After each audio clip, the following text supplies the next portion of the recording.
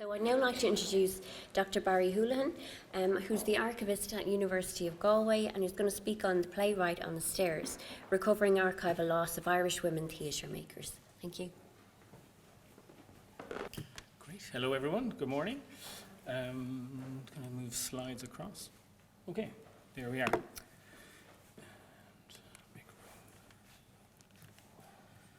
I'm going to just start a timer to keep me on time as we go along.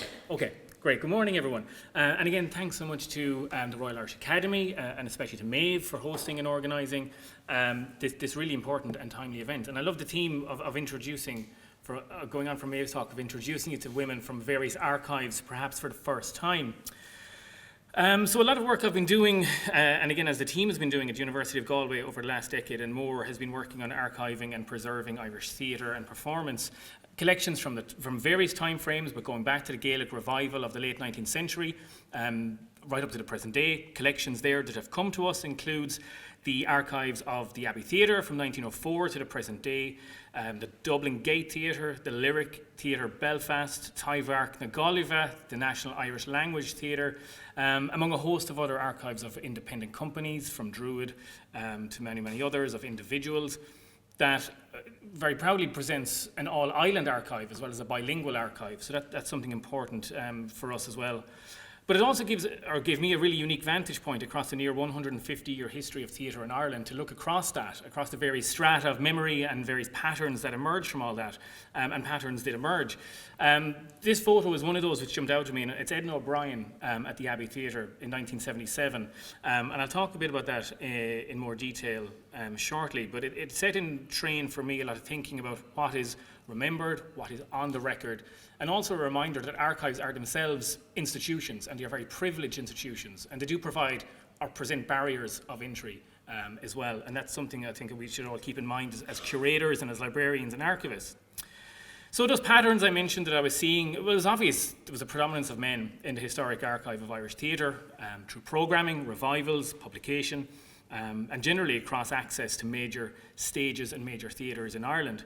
And I looked again at what we were collecting, and these were undoubtedly important archives, there was no doubt, but yet we were collecting, I felt, along the parameters of a canonical version of Irish theatre, and that provoked a few different viewpoints. What is canon in the first place, and what is national drama? What do we look at as being worth preserving, and who has access to the archival privilege? And so all those facets became important touchstones, and the archive that stems from all that work can only be another canonical archive if that's all the work that gets access to being preserved. So that set in train a PhD project that I was working on at the time that was called Outside the Canon, that later led to a book version of that PhD project, which was called Theatre and Archival Memory, Marginalised Histories of Irish Drama. And through that, and in seeking out marginalised histories, I was encountering, deliberately and by chance, forgotten and neglected archives of Irish women theatre makers. And again, it came to me as well as a social history of Ireland, as much as a social history of Irish theatre. So just to situate all that in a bit of a wider context, theatre historians Claire Cochrane and Joe Robinson outline why we need to challenge the historiography of theatre at all. And their book is called exactly that, Theatre History and Historiography. And Cochrane and Robinson argue that in exploring the ways in which theatre historians apply an ethical thinking to a truthful representation, recovery, or revising of the different ways and means by which theatre makers in the past have enacted scenarios related to human experience. So all this ties into that social record of not just anyone's national history, but its theatre and literary history as well. Similarly, Gabriella Gianchi, in her book Archive Everything, Mapping the Everyday, argues that the archive is where our presence and identity are generated and transmitted. In this sense, the archive is about the production of our permanence. To produce this permanence, the archive must remain in a state of unrest. And I love that description of being in a state of unrest, of not accepting the record as a fixed entity, but subvert it, challenge it, add to it, and see where the gaps might be. So, like any archival journey or research or going down the rabbit hole that we all end up going down, it all began with one document, like excuse me, the Edna O'Brien photograph. Within the Abbey Theatre Digital Archive at Galway, this document turned up in a simple admin file, and again in the 1970s. And it was a listing, it mightn't be too clear on screen there, but it's a listing of all plays produced on the Abbey stage by women from 1900, so predating the Abbey itself, going back to the Irish National Theatre Society, up to 1948. And this was compiled by the Abbey press officer in 1975, Deirdre McQuillan.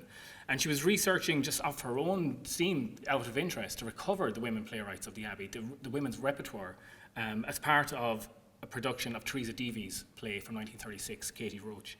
And Deavy, again, of course, was one of the most important, successful and box office friendly playwrights the Abbey had in their books in the 1930s, but who was ultimately written out of their history as well, forgotten, and her work very rarely programmed thereafter. So even in the 1970s, we saw this active recovery, subverting the record of the repertoire by the Abbey press officer. So again, how can the archive respond to all this? So in 2016, of course, in the wake of the feminist movement, took hold, an important reaction to a lack of programming in the Abbey Centenary programme of 1916 in 2016. So when this coming together happened, the answer, before we got to an answer, the question is, how can the archive respond? So over the number of years then that we've been looking at recovering or uncovering a lot of new archives of Irish women dramatists at the University of Galway, and again, not all could fit on the slide, but some of these I'll talk about today. And just coming across the screen from left to right is Mary Wren, playwright from Limerick. The far right in the middle is Carolyn Swift. Coming across the top row is Genevieve Lyons. And on the bottom we've Lelia Doolin and Siobhan McKenna. And on the bottom there is Mary O'Malley of the Lyric Theatre in Belfast. So this is from roughly the 1930s right up through to the 1970s, so that period of research I was interested in anyway, of Ireland's social and dramatic history. So all of these records came to us at the university over different periods in the last decade. And they filled in so many gaps in each other's history. There were networks and connections and patterns, again, that became clear. Others that just simply didn't fit on the slide. The archive of Galway playwright Patricia Burke-Brogan. It was catalogued by Ciara Daly, who's here. I think Ciara did tremendous work on that archive with us in Galway. And the play that Patricia most famously did was Eclipsed in 1992. A really brave and profound work that spoke out against the institutionalisation and committal of women to the Magdalen laundries.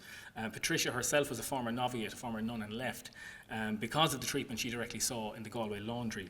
Patricia died, sadly, only in the last year or two. Again, others, we look at the Druid Archive in Gary Hines, student and graduate of Galway, UCG. We're 4 university names later, at least at this stage. We are University of Galway now. But Gary, of course, the first woman to win the Best Director Award, the Best Director Tony Award ever, for Beauty Queen of Leenane in 1998. Also, Druid co-founder Marie Mullen, firmly represented within that archive, also won Tony Awards for Best Actress in that great production. So all of this was about subverting that canonical record of Irish theatre.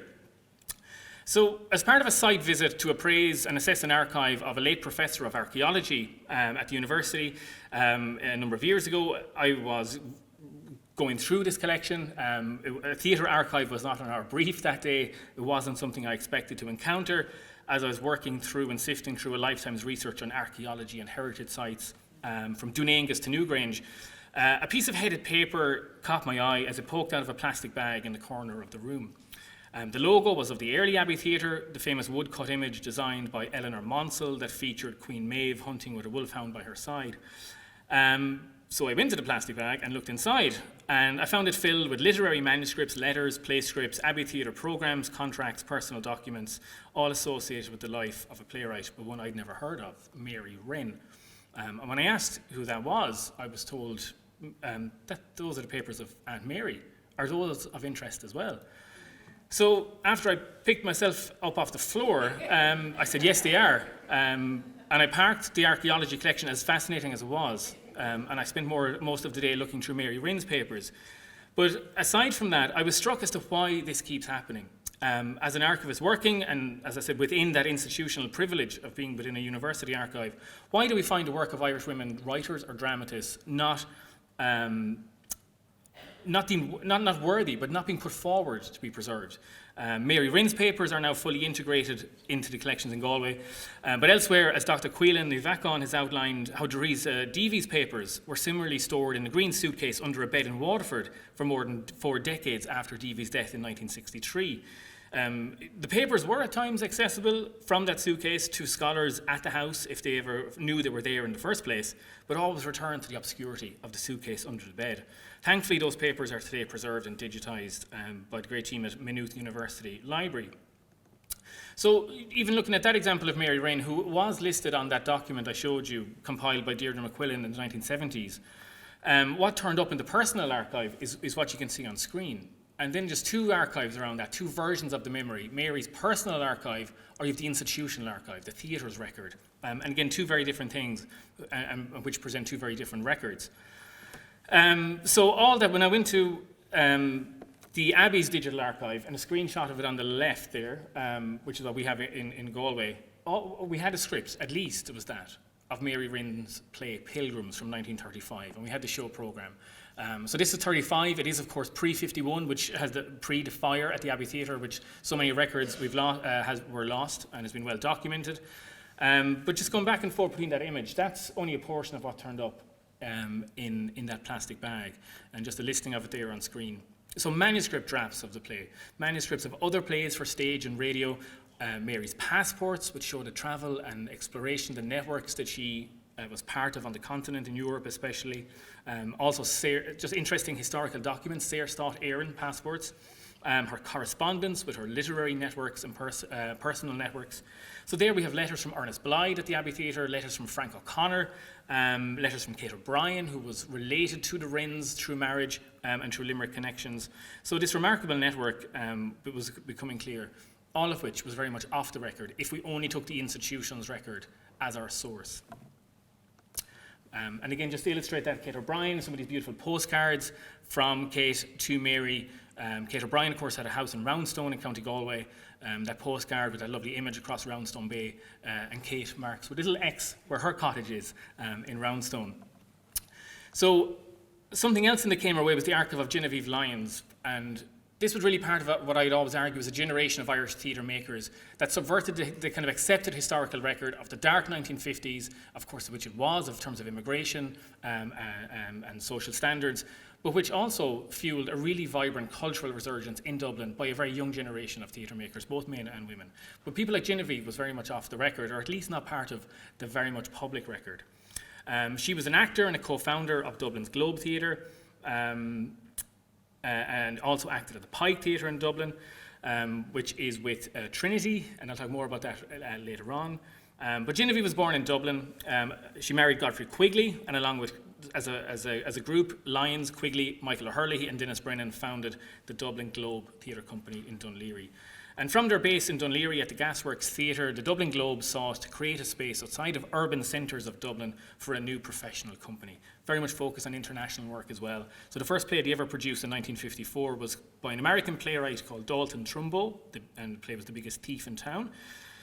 But again, within the archive, we see the social record of Ireland and the social record of young women in Dublin at that time in the 1950s. So Lyons worked in the Bank of Ireland in the city centre. Her love of theatre saw her join the Brendan Smith Academy in 1948, where she learned and honed her craft, graduating with a diploma in acting in 1950. Within the archive is a manuscript diary from the late 1940s and early 1950s, documenting just what it was like to be a young person in Dublin. Outside of being a social record of theatre going, Genevieve writes about what she saw every night, sometimes going to theatre, movies, dance halls, all in the one evening. It's a remarkable social document.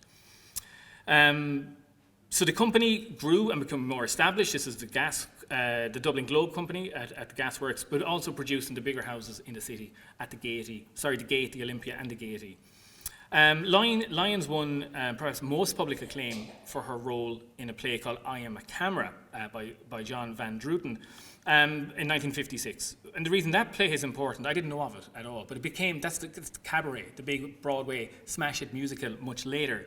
So before Cabaret was ever a thing, Genevieve Lyons was the lead in that, and how one of the world's biggest musicals found its star, and its lead character of Sally Bowles was in Genevieve Lyons at the Globe Theatre.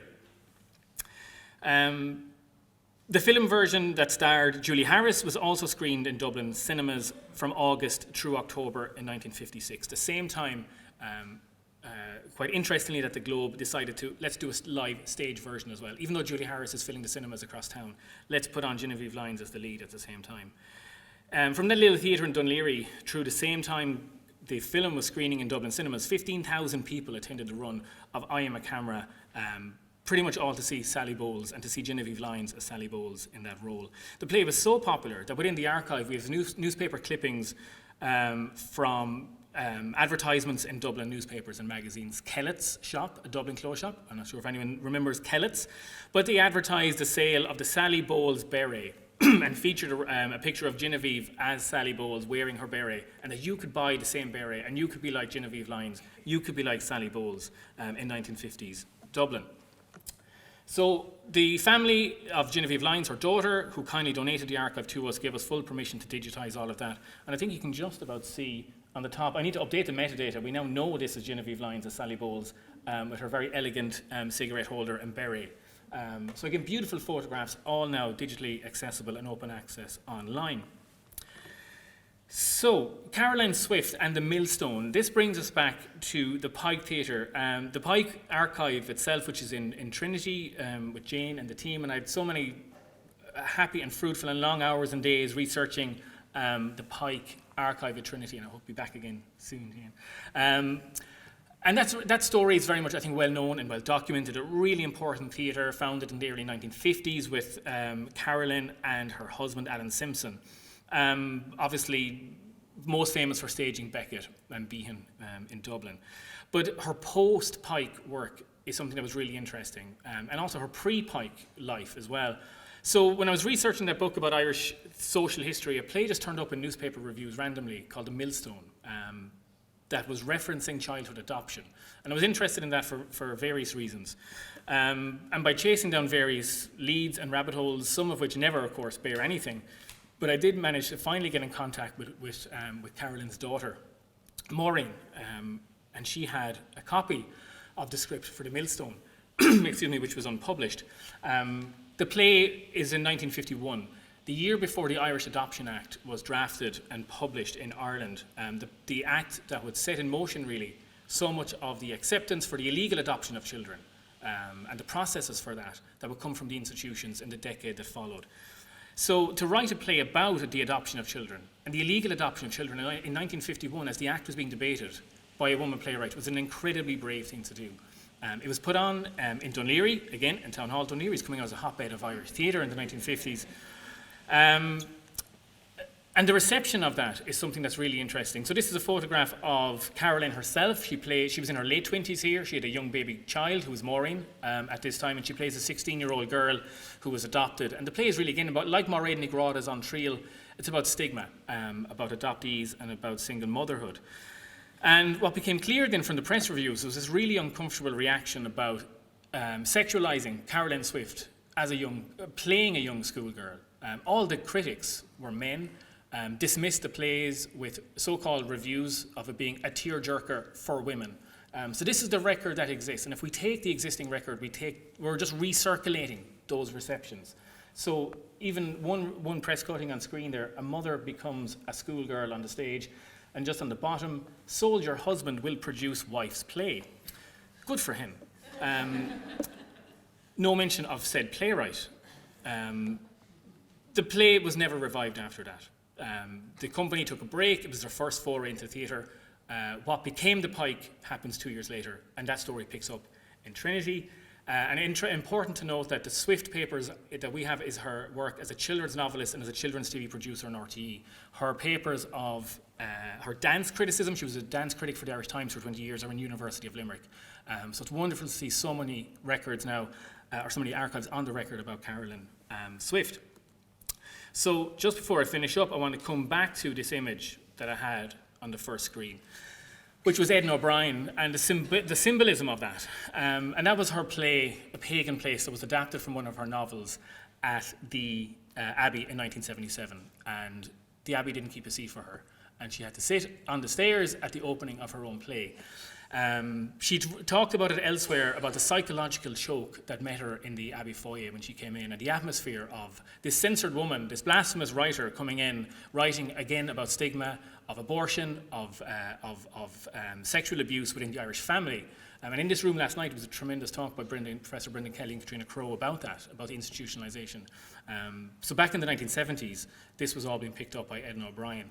And she talked, I heard her on RT Radio a number of years ago giving an interview about all this, and she said how she had to wear her censorship very differently from the likes of, say, John McGahern, which he ultimately did lose his job and had great detrimental effects on him. But as the years went by, it was almost like a badge of honour. But for her, she very much had to wear it as a millstone, again, to use Carolyn Swift's phrase. So just to jump forward and mention the last project now that I'm working on, which is an oral history of contemporary Irish theatre. About 25 interviews done now, and it is to fill in that gap of Irish theatre, contemporary history. Because the archive right now is interestingly, as digital as it is, more fragile perhaps than what it was of the 1950s and earlier.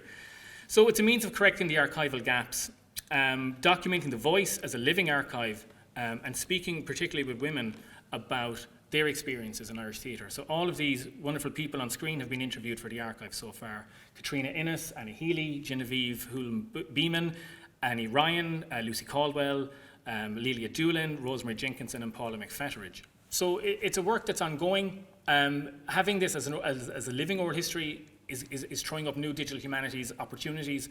The transcripts become the metadata. That becomes the searchable database in itself. And getting these people to talk about their work, their own networks and their experiences is something really fruitful.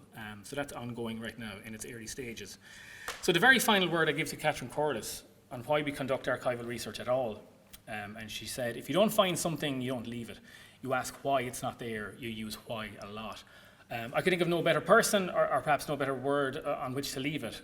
So keep asking why of the archive, keep asking where, and keep subverting it might be a good way to leave it. So thank you very much.